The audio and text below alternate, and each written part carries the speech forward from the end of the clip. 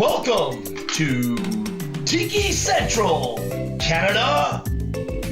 Ever wonder what is in that cool, refreshing drink that you just have to have on that hot summer's day? Yeah, me too. Picture a man going on a journey beyond sight and sound. Wow, he has left society. He has entered Tiki Central with palm trees, beach sand, blue skies, and God, get me a drink now. Here are your hosts, Craig and Cam, and their wacky views and drinks, life, and maybe information?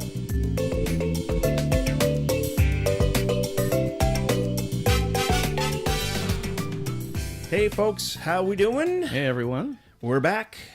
Well, I'm back. Cam's in some sort of state of mode here. We're not quite sure yet. A bit of a fugue state. It's been a long weekend. It's been a long weekend. One of those days, right, Cam? Yeah, There you go. one of those weeks. So today we're doing a live broadcast from Evoo Greek Restaurant here in Ottawa.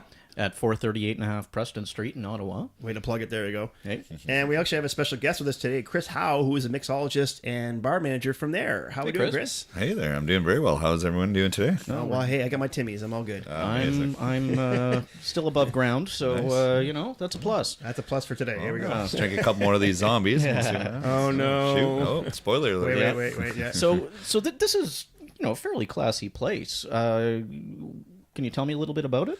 Absolutely. So Evoo Greek Kitchen, as you mentioned, is on Preston Street in Little Italy here. It's a family-owned restaurant. They really promote like sharing style.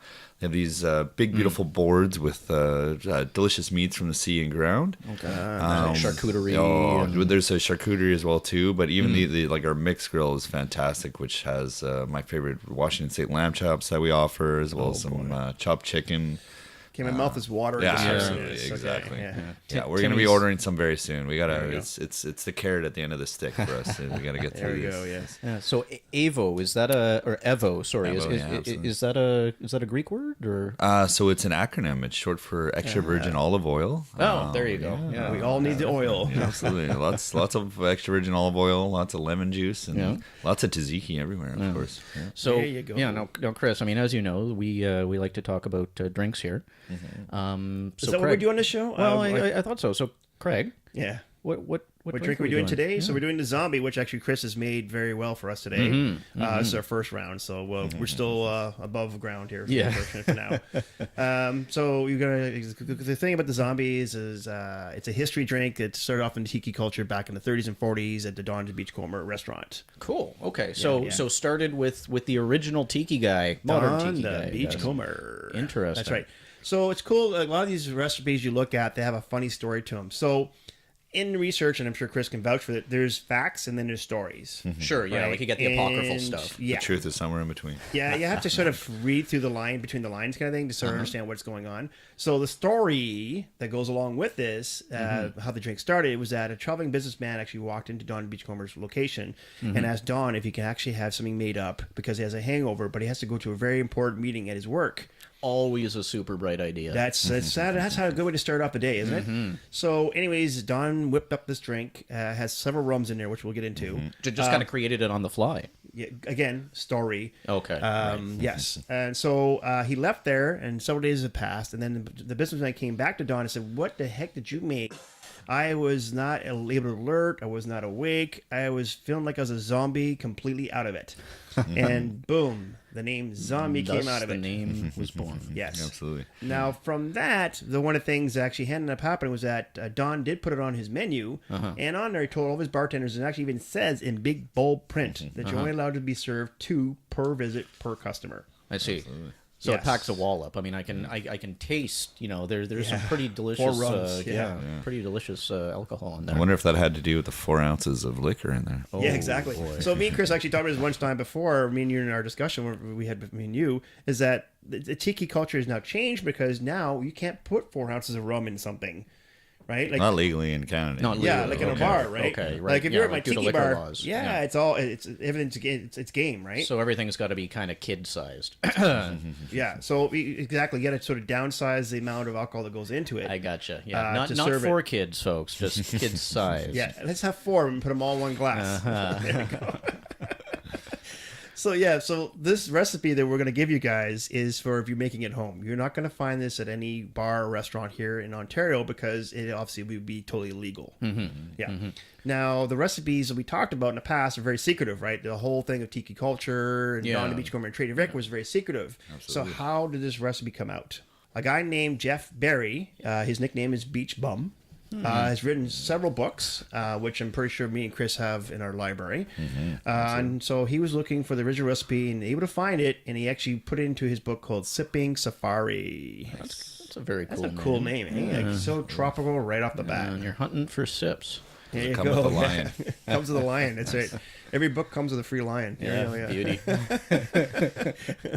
Might be in a cage, might not be. We'll just let's see how it goes. So are you saying that Don the Beachcomber created this drink, Yes. but then at some point it was lost, or so Don the Beachcomber was not the one who kind of popularized it in modern today? Right. Yeah, so right. In other words, he had it in his location only. Now, how did it get out in the general public? I see. Okay, is a story that he actually did like I said, all his research. He was trying to find out, and he came up kind of bust for 10 years. Like nothing Jeff came out Berry. of it. Yeah. Jeff Berry, sorry.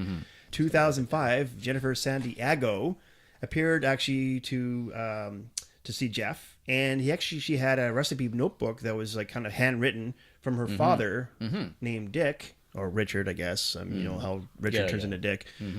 Anyways, he worked for Don the Beachcomber for 15 years. Oh wow! So he had access. He had to... scribed the recipes down in his notebook, and this is how Jeff got access to this information. Wonderful, and then he spread it throughout. Exactly, he published it, and then therefore it just kept on growing, and now you see it in Smuggler's Cove, which is another book that me and him, me and Chris, have here. Smuggler's Cove is kind of like this Bible for any kind of tiki culture. Absolutely. Yeah, for sure. Yeah, it's based out of a San Francisco bar owned by the Cates. Smuggler's Cove, and the book is self-titled, the same restaurant or cocktail bar name.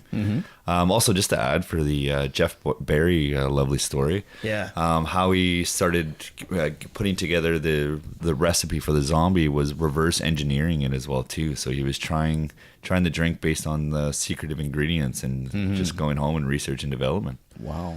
Yeah, like you said, like you take a sip, okay, I can't taste some cinnamon there, okay, take another sip, hang on, I taste some grapefruit, and sort of just work your way backwards, right? Exactly, yeah. It's a beautifully layered drink. Yeah, well, that's a good way to exercise your liver as well. So 10 drinks later. the zombie's got this notoriety as, the 2-drink maximum. It's going to knock you on your butt. I mean, I'm not going to deny I'm feeling a little loose right now. But what's in it? Well, I mean, we can certainly adjust the parts as you deem fit. But the original recipe, which not original recipe, I go from the recipe from Smuggler's Cove because I think they have toyed with it in a beautiful way. As it suggests, as I mentioned earlier, it is a very boozy drink. So I would not recommend drinking more than even 1 or 2. But nonetheless, if you dare, be warned. Up for the challenge. Yeah. Just know what you're getting yourself Cam's into. up for the challenge anytime for this. Practice makes perfect. Absolutely. Nonetheless, the recipe calls for 3/4 ounce of lime juice, 1/4 ounce of grapefruit juice, and both those juices should be fresh squeezed, of course, from the lime and grapefruit themselves. Right. It should include 1/4 ounce of cinnamon syrup, a 1/2 ounce of falernum, which is a ginger-based kind of syrup, which has some unique elements to it. I'm not gonna disclose all of it, but there certainly are some acquirable recipes for falernum, which again is a lot of ginger. There'll be some simple syrup and lime. Some other sort of special little tricks. I gotcha. Yeah. You'll have to serve me at least 3 or 4 of those zombies before I'll start before you disposing. loosen up, right? Nevertheless, too late. Yeah. From there, there's 3 different rums added in. There's a pot stilled blended aged rum, 1.5 ounces of that. A column stilled blended in long age as well too, 1.5 ounces of that. 1 ounce of an overproof rum. Okay. So that's like the one I'm familiar with would be Bacardi 151. Yeah, I feel like all of us are a little too familiar with it when we were younger, and since then, ditto. tend That's to a stay cautionary tale right there on its own. Yeah, absolutely.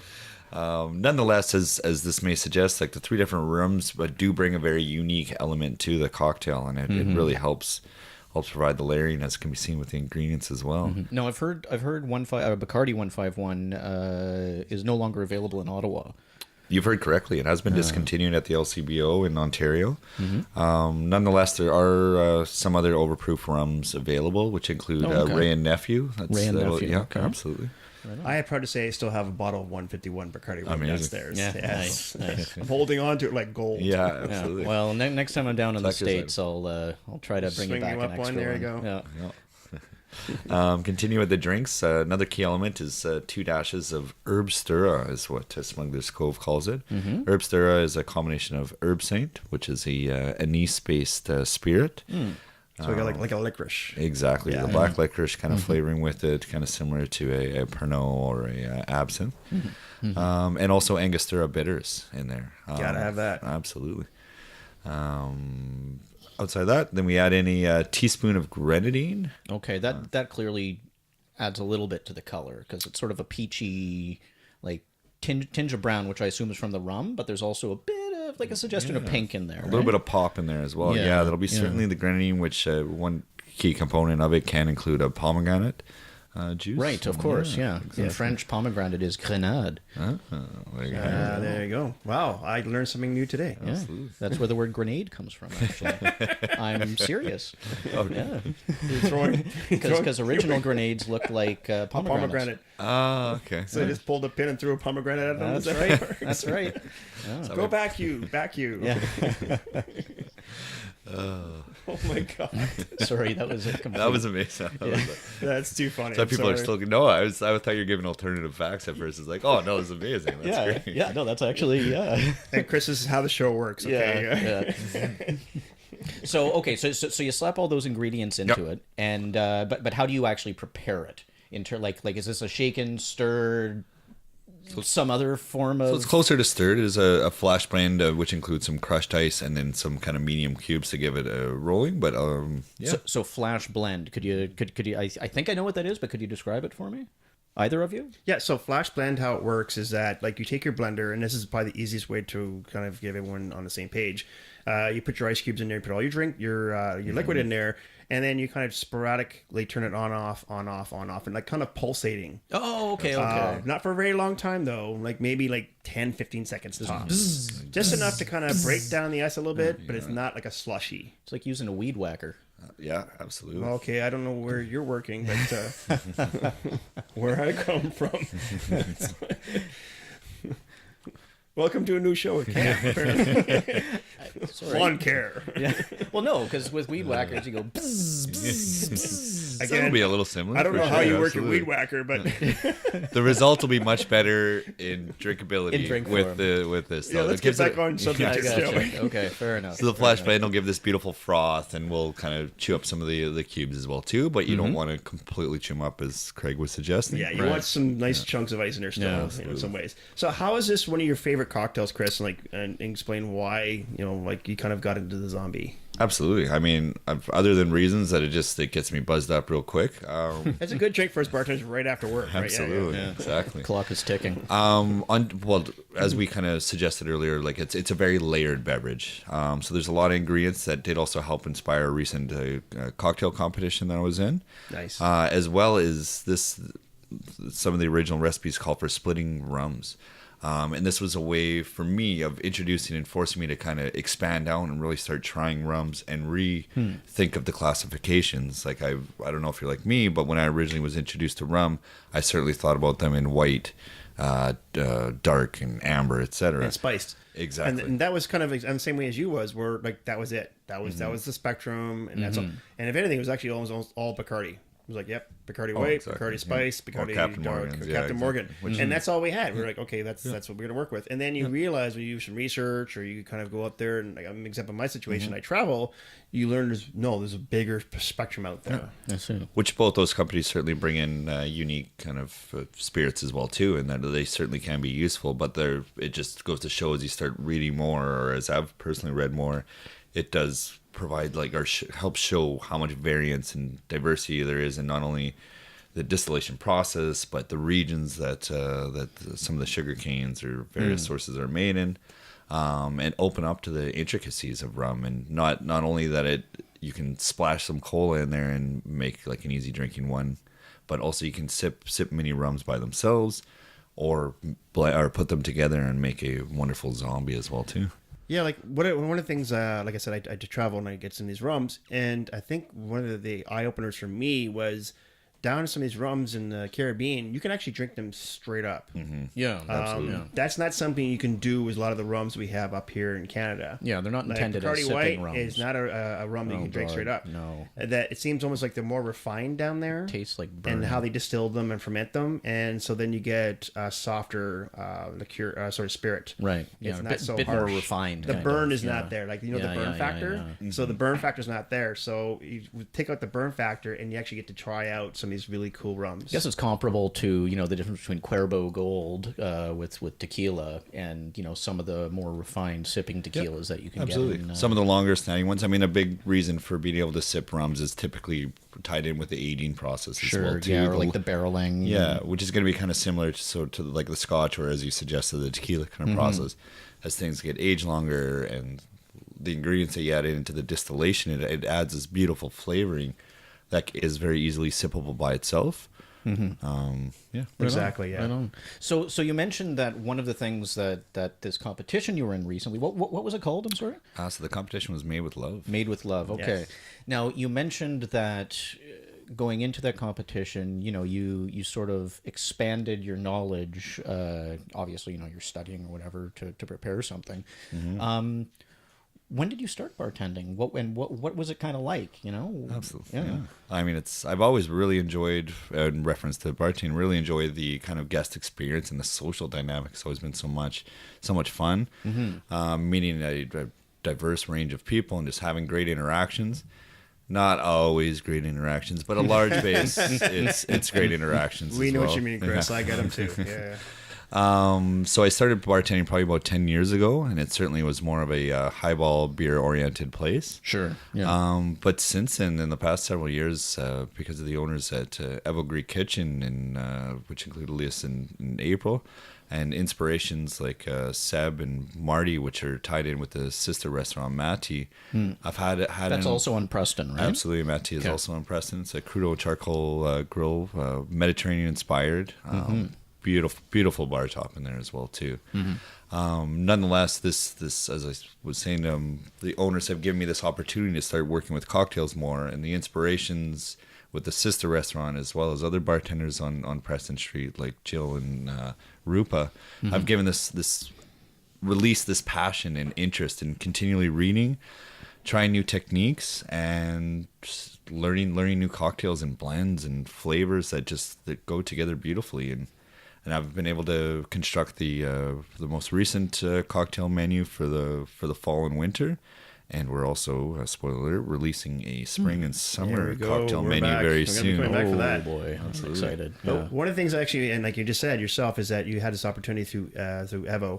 And I'm sure you can back this up because you're sort of the same history as I am, where when you work for a corporate bar, it's pretty well beer, wine, and their signature cocktails. So you don't have the flexibility to play and to make up new cocktails. The creativity is pretty well like non-existent. You're gonna get the odd person maybe once a month, like, hey, make me something that you want to make. Yeah. And that's pretty well about it. It's more you're just being slotted into part of the machine, like you're just a cog. You're just part of the line that keeps them going. Yeah. But when you get into a private owner or private sector, you have more flexibility because they see your talent, and what you have, and they want to use that towards for their menus or their drink menus and for their customers, because then that makes that place unique. In other words, the cocktails that Chris makes, you're not going to find over at Casey's or Kelsey's or whatever. That's to that location. And that's the best part about being a mixologist and a bartender in those environments, because then you can create whatever. Yeah, and you have the chance to play it, and you have uniqueness to it. When when a corporate or franchise place has so many restaurants, obviously they want to keep it consistent, which means it's cookie cutter forms, of course. Yeah. Which gives Craig and myself opportunities for the restaurants that we work with, these chances to create and give it a more personal touch, which A bit more In other words, kind of bespoke. play. yeah, absolutely. Yeah, and get to play. I mean, there's times where I'm at work and it's a slower day and I get to try out different things and combinations and see how they work. Yeah. So where do you see, Chris, cocktails in the Ottawa region? I know me and you talked about briefly in our own conversations about California and these other places like New York and stuff, where clearly the market is there, it's huge, it's growing and whatever. But we're Ottawa, we're a smaller region. Made for Love is obviously like the competition we're going to talk about, but they kind of opened the door, I think, to a bigger span of cocktails being presented to the Ottawa region now. Oh, absolutely. I mean, the competition we'll get into more momentarily has certainly helped broaden for Canada and Ottawa specifically. Cocktails in general, I think my feel on it is that the vibe and boom is really going on right now in Ottawa, as well as, like you said, in New York City, San Francisco, and numerous other cities in Canada and across the world as well. Yeah, I'm pretty sure I ran into a couple of tiki bars in Vancouver when I was there at Christmas. Yeah, so. absolutely. The cocktail pulse is definitely bumping. Tiki specifically in Ottawa is taking some time to kind of come along. There certainly are a few places that offer tiki style drinks. It doesn't help it's frozen wasteland for 6 months of the year, right? Yeah, we certainly don't have the climate that a lot of California have. Yeah, exactly. Lucky bastards. Yeah, absolutely. Although I'm pretty sure I occasionally see a guy wearing a pirate hat wandering the market. So, it's got that going for it. Yeah, That's not a tiki guy. he's just a baseball fan. Yeah, yeah, right. Or it was the only hat he had. You got it, the Salvation Army. Yeah. So one of the things that seems to be a common thread throughout a lot of tiki drinks in particular, or at least as Craig talks about it. Sorry, that's my reading. Sorry, not sorry. Is the variety of rum that's actually out there. I mean, you mentioned before that previously, and to be honest, I'm still sort of, I'm a little bit broader than, white, dark, spiced, overproof. Absolutely. But do you have any kind of favorite rums you like to work with, or just like, personally or anything like that? Yeah, I certainly have some favorites I like to work with. There's so many great rums in so many different areas that produce great rums. It's an excuse to keep on trying and buying new bottles and the ever expanding. I'm sure you're like my girlfriend. Yeah, exactly. She lets me buy more and more rums. Yeah. Now, one thing I've noticed, and I could be completely wrong about this, but it seems that rums generally come from more like regions that are closer to the equator, hotter places. Is that just simply a function of sugarcane being prevalent there, or? Yeah, absolutely. So, Yeah, that's a big thing. So, a lot of the like nicer climates around, like you said, the equator. So, Cuba makes the fantastic Havana Club, among others. Nicaragua has the Flor de Cana, which is another fantastic one. Right. So there are. It's commonly done in warmer areas because the distillation process is quicker. Okay. The amount of years to grow when using the sugar canes as well too is kind of sped up because of the climate. However, there's certainly great distilleries in Canada and definitely in France. A big one is the Agricole from Martinique. That's a very kind of unique flavor that's around there as well. It's certainly done. So they are certainly distilled in other areas as well too. But again, for expediency and price, it's commonly done in warmer. Yeah, climes. exactly. One of the ones I want to actually throw in there, and we actually just talked about it in our last podcast, is the Pooser's rum. Yeah, that's the Navy, British Navy. So there you go. It's not even in the Caribbean. But, Good point. Yeah. There's certainly a very rich history with rums that ties into some colonization processes. Yeah, I was going to say, although I earlier in there, imagine that Pooser's rum is probably still made in British territories. Yeah, exactly. Yeah. Exactly. Yeah. So how I met Chris was actually at a competition we just talked kind of briefly about. It's called Made with Love. Yeah. If Chris, actually, if you want to explain to our listeners exactly what is the competition and what's involved. Absolutely. So Made with Love is a competition that originated in Quebec City. It's now nationwide and even growing from there as well too, beyond to Spain and other places. But nonetheless, it's a competition for major cities kind of throughout Canada. That includes a qualifying round, a regional round, and then national finals. Working with several different spirits, and it gives local bartenders an opportunity to kind of to put their own hand in a unique creation of a cocktail. So I was fortunate to make it through to the regional qualifiers. Fantastic. Thank you very much. And your drink was killer, by the way. I loved your drink. Oh, I appreciate it. It was great. What was it? What was it called? So it was a Tiki inspired fizz. It is still kind of called, I suppose. Is Tiki in the Kai, and then in brackets with diamonds. Oh, that's nice. Play off Tiki in the Kai with exactly. diamonds. Tiki in the Kai. Exactly. No, this is a karaoke hour there. Yeah, all right. So Tiki, of course, are like a lot of the statues and kind of like gods and things associated with that. Yeah. And then Kai is in reference to the sea as well too, because it's always like a getay, in my opinion, with Exactly. And it Tiki-based is. drinks. It's a total getaway, for sure. And then as you nailed after, it's paying homage to the wonderful song that is. Beautiful Oh song. boy, here we go. Yeah. So at the competition, one of the things that Craig has kind of educated me on is the importance of the various bartender tools that are out there. Absolutely. And I'm just wondering, like at the competition, A, did you see any like bizarre, exotic ones? But also B, if you could just talk about the importance of some of them, or Absolutely. So I'm first going to kind of tie in with a key tool that I used for my cocktail, which is a tea strainer or a fine mesh strainer. I see. As I mentioned, I made a Tiki inspired fizz. So fizz is going to include egg whites. Oh. So the tea strainer is used for double straining. And what it does is keeps any particles or fragments not wanted in the drink. Okay. I see. So any egg white drink like a sour fizz, you should or a flip, you should certainly use a tea strainer. Right. Just keeps the chunks out, basically. Exactly. Right? Any particles that you don't want in there, it keeps out. I also highly recommend it for using any martinis where yourself or someone requests it being shaken, because then it'll keep the ice chips out as well too. However, I have to say, and that's actually one of the important things that people don't realize is the double strainer is also to keep the ice out. Right. Yeah. Now, So if you're making a martini, you don't want to be runs like through ice the chunks floating of around in course. your martini. Right? Sure. Yeah, for sure. And it's a double strain, like if you're doing exactly. Right? So you have the Hawthorne. Cam, you're learning. Yeah, absolutely. Yeah. I'm gonna set you up with a good cocktail emporium account. We'll start getting your bar going here. We get him a bartender yet. There he goes. All of a sudden, he's gonna have a new career. Yeah, absolutely. And then I died of alcohol. Yeah. No, you're not supposed to drink the drinks. You're supposed to serve the drinks. Okay. Yeah. What the what? Yeah, for medicinal reasons. Yeah. But in addition to that, for the tea strainer, it also helps in making a lot of syrups or juices or things like that too, in keeping the syrups and juices very pure. Okay. So as suggested, the overarching thing is to keep all fragments out of the wanted result.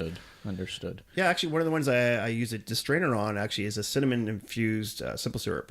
Nice. Because I don't want the cinnamon to get in there, so I just simply double strain it through the tea strainer, and therefore the only thing going through is just the syrup and not the cinnamons. Yeah. Yeah, exactly. You don't want that in there. Which happens to be in the zombie. There you go. So at the Made with Love competition, so you're giving do you just produce one drink or like a few drinks and the judges come around, or is it more kind of everybody and anybody can suck them back?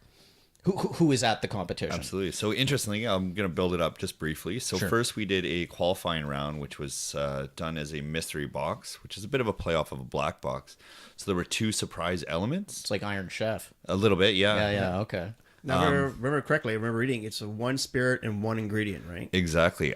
In some spots, though, it was 1 spirit and 2 ingredients, which is what I had in mind, was 1 spirit and 2 ingredients. And then you have any other elements anything that is, we already found out the information at the start that would be at your disposal. So, for instance, there'll be lemon juice, lime juice, simple syrup, egg whites, etc. Like the basics. Yeah, there'll also be some slightly more pantry style items that were included in there as well too, and then any of the other sponsored liquors that can be like a modifier element. Okay. Yeah. Okay. And then from there, if qualified for that one, which as I mentioned, I did. Yeah. Yep, good Then for you you. get to thank you very much. Then you get to pick, Sorry. Yeah. What were your elements? I had tequila, 1800 tequila, which is Okay. my random spirit. Yeah. I had That's challenging. coriander or cilantro rather. It was Okay. cilantro specifically. And I had a lime soda from Esca. Yeah. Okay. Nice. What But an it interesting clearly mix. worked out. Absolutely. Yeah, Clearly it worked out. definitely Yeah. was very tasty. It was a lot of fun. There was a lot of pressure though. I don't remember being that nervous in a long time, but Yeah. it was so much fun. So, were you able to learn from the other bartender? Like you've talked a little bit. I mean, both of you guys have mentioned some of the secrecy that's involved in bartending and tiki culture. So, at the Made with Love competition, how did that like how does that secret? You know, are you all kind of jealously guarding your secrets and not letting anybody see how you prepare your beverage? Or Certainly leading up to it, we weren't going to disclose all of our ingredients because I mean you do want to keep some things kind of close to the chest. We So there was mentioned the falernum before. exactly, so- absolutely, and yeah. So for the second round, all of the bartenders got to create their own unique cocktail. Okay. We got to pick our favorite spirit. There were 2 to 3 of each person going to each spirit. So, for instance, there was a rum, a tequila, a vodka, a gin, etc. Right, and a couple people grabbed each one. Exactly. Yeah. He ran in it quickly.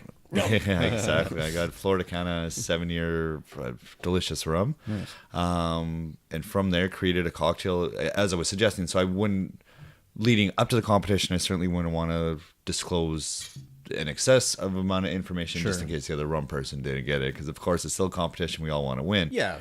On the other side of that coin, especially at the competition and at the after party and just meeting many of the bartenders since then and having discussions, we've certainly it's a very communal and friendly kind of group. So there's been many discussions on like techniques, on ingredients that they're bringing in, just like fantastic discussions. I imagine it's a bit like if you get a bunch of car enthusiasts in the same room, or Exactly. Yeah, and everybody just can't even help. It's like, okay, well, I shouldn't be telling you this, but yeah. And that was one of the things actually when I went to the competition. It was really cool. Was that yes, it is secretive and it is a competition, but really, at least the level that I was at, that I visited, everyone was really excited to go see other people's creations and how they create it, because like one of the things on each table, you actually had to have all the ingredients and how you made the drink. Oh, you had to list So that. it wasn't secretive at that point. I see. Precisely. And so it's kind of cool because all these other bartenders can go around and see, okay, so there's a new technique of, like, say, smoking a drink or an infusion. There was one with a Campari infusion where they made it into a super saturated solution. So there's all these different techniques out there that we got to see. I've heard of smoking salmon. I've heard of smoking tobacco. I've never heard of smoking a drink. Yeah, it's getting very popular. It's very similar to how you would kind of smoke food or salmon, etc. Oh.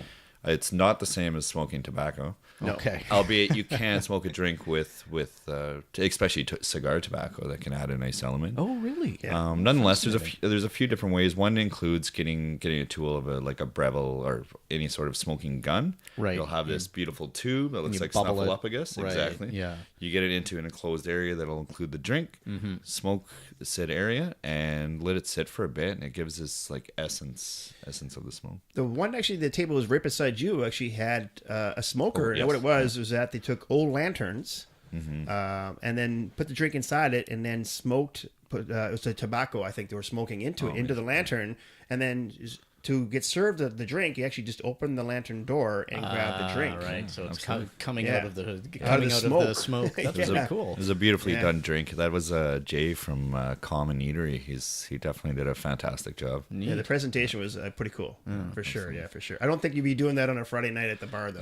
I'd say, A little bit more involved. yeah, it's a little more involved. Yeah, on So, that one. Craig, Yes. like, why do you think tiki culture in particular Yes.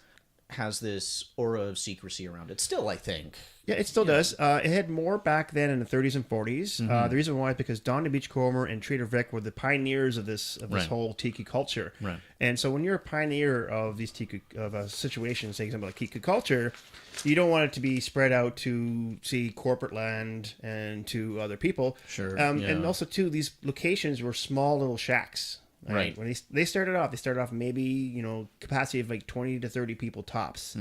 And so it was cool because you went to this little nook out of nowhere to get away from society, which is what the tiki culture is. And then, so you go there and you can have this drink that nobody knows the ingredients, what it's in it. Right. And also, too, it's signature to that. Like me and Chris talk about, we have the opportunity to make drinks that only come, if you come to our place, this is the only place you're going to get it. Right. And so that's... So there's a competitive aspect to it as well. Well, yeah, because you got to remember, these guys are pioneers. So all of a sudden, you don't want to end up being at, like, you know, example, i.e. Kelsey's, hey, I'll go get a zombie. Well, I mean, there's a reason that it takes away from Coca-Cola, the whole- you know, Yeah. has the recipe hidden in a bank vault somewhere, right? Okay. Yeah. And so it added that whole illusion of the getaway, and Right. this is the only place you can get this drink. Well, yeah, and I mean, I guess there'd be a significant difference, you know, having, say, a zombie, you know, in your little nook, home away from home, in the tiki bar with the palm trees and the music. So you're talking about my backyard then? Yeah, basically. Versus an Applebee's. Exactly. It takes Yeah. away from the whole illusion that you're trying to create. Right. Right. Yeah. Right. I mean, with the origination of tiki in the 30s in particular, there was a massive boom with it. Like after Prohibition kind of ended, I guess, or was it like also in speakeasies and? Well, and also that, but too, like reading and research, I'm sure Chris will vouch for this. Celebrities, big time celebrities, would show up at these little shacks, the Don Beachcomber and Trader Vic's. Yeah. Like, you know, like Charlie Chaplin would show up at Don Beachcomber's little shack. Holy smokes. And that's a big thing. Absolutely. For, you know, for a guy like that to show up. Yeah. So that made it even more popular. Right. Yeah. And there are certainly some of the founders are kind of tied in with Prohibition as well. But but yes, I mean the big buzz was when Prohibition era did end, and there was certainly a lot of popularity with it. And for that reason, there was also a lot of secrecy surrounding it. And as we were suggesting, like the in the competition and with the kind of general bar theme, there's a lot of openness. Obviously, it's 2018 as well too. So I mean, there's a lot of social media, and a lot of people are being very transparent with their cocktails and what's included in the ingredients. Right. Just trying to spread the love. Exactly. But then one of the unique elements is that still kind of holds on to that secrecy trend that ties in with tiki as well is falernum, which is one of the ingredients. Right. Zombie. That would be the Exactly. ingredient you were so cagey with earlier. Absolutely. Yeah. And that was one when I was originally researching and looking into the cocktail for Made with Love that I asked local bartenders, and they're being pretty discreet and holding on, as in I was not getting the kind of key elements with it. Sure. Yeah, exactly. Yeah. So They'll give you the gist, but then you gotta figure it out yourself. Yeah. So they gave a very vague, loose, like pointed direction, but held on to a lot of key elements, which is interesting. And I do understand, again, for the secretive and like always kind of Protecting your 100%. Yeah. But then also from a guest side of things, if you include an element like falernum or certain secretive ingredients, like it really does help bring a lure and kind of hold on to this idea that tiki or faux kind of Polynesian pop is really an escape from the everyday and Exactly. helps get us. You don't know get what us- you're drinking. Yeah, get away to these pretend beaches of sorts. Nice. Exactly. Nice. Now, Craig, I know just from our talks about Don the Beachcomber and these various other characters, Yes. there's also a bit of an element. I don't want to say exaggeration, but a bit of a I once caught a fish this big kind of Yeah, and that's spirit. there were stories. So one of the stories that's cool that came out of this when my research, and I'm sure Chris has read the story before too, was Trader Vic's actually lost his leg when he was a young boy. But when he actually had his restaurants, what he told people was that a shark had bitten off his leg. And so actually he had a wooden leg, and I kid you not, what he would do is he would take a knife and actually stab the wooden leg for entertainment, to show people like, oh look, yeah, it's legit, it's the real thing. It's So half of them fainted and the other half I'm cheered. sure. Yeah. That's right. So it's just not only is it secretive, but all these cool stories that came along with it. One of the things I read in there as well, the reasons why his name is Trader Vic, is because what he would do is to decorate his restaurant, he'd have people who visited all these exotic places bring back items, and then he would trade that in for like drinks or dinner or whatever. Oh, okay. So if I went to Hawaii and I went to his place and say, hey, I've got this really cool, like maybe Hawaiian art of some kind. art as an artifact.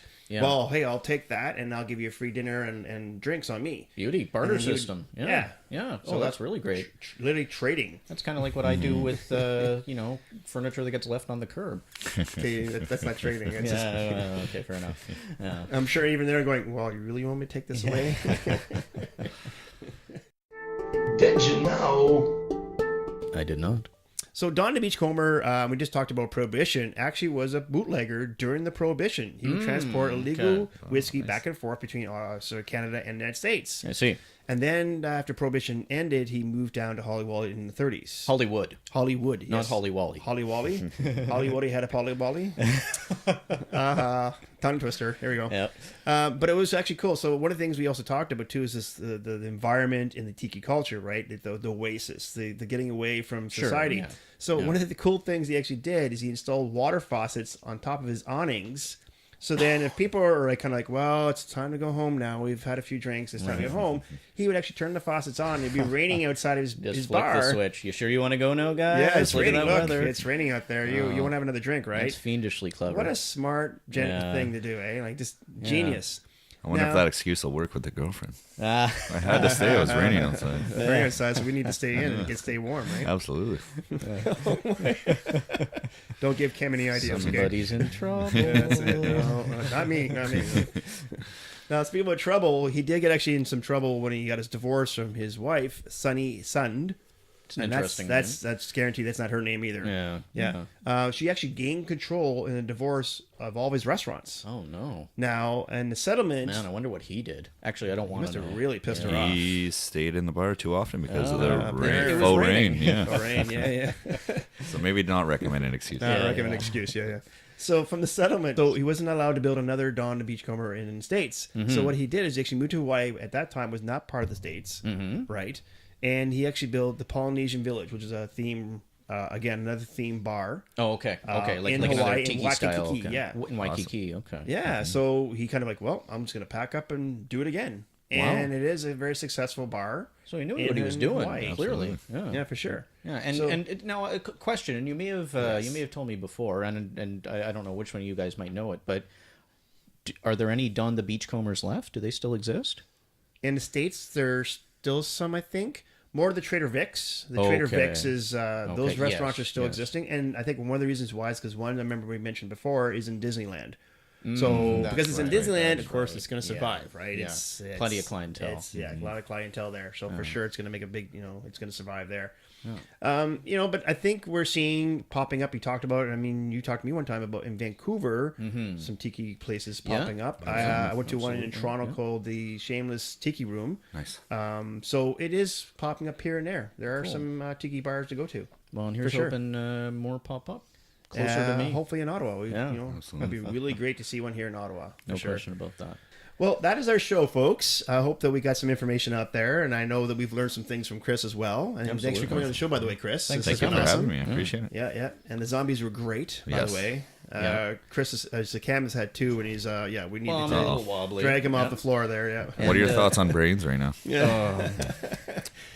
I'm lacking in one. Oh. Is that the time? Yeah. I don't know. I think I'm feeling a little brain hungry. That's what he's Are getting. you at. feeling like the businessman there? Like Well, I it's can't funny function or focus at all? as my brain has slowly, clearly been depleted on my hunger for Hey, more. that's not my fault, okay? Well, Chris, I'm looking at you. Yeah. Oh, look at that turn.